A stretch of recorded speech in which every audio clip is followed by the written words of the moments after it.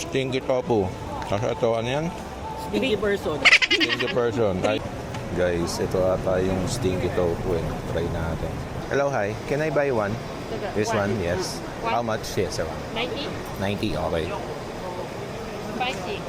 Yes. Garlic. Curry. Okay. Okay. More spicy. Yes. Okay. Watermelon. Thank you. Thank you. Ano daw sabi? Hindi ko naintindihan. Tayin na lang natin. Niluluto pala yun.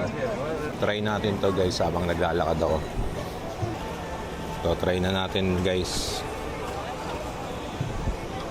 Dami yan. Maingat ka. Ano nang in-order? Ganyan yung serving niya. Pinaka-konti Normal na yan? yan? Ito yung ano. Ano nga to? Stinky tofu. Tapos ito, ano yan? Stinky person. Stinky person. Three cheese. 3 cheese Ano na. nga to? Bubble waffle. Sarap ah. Ayun guys, nandito pala tayo sa ano, Yuhe Market.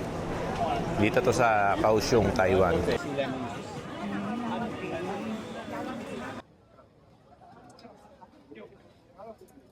Bumili lang ako ng lemon water, mga boss. Kano yan? 60. Magkano sa peso? Ewan ko, bahala na sila. Dalawa. Isang green Hindi, tea, doble isang yata presyo niya. bubble milk tea. Try natin tong lemon water. Malamang walang lasa to. Ano to?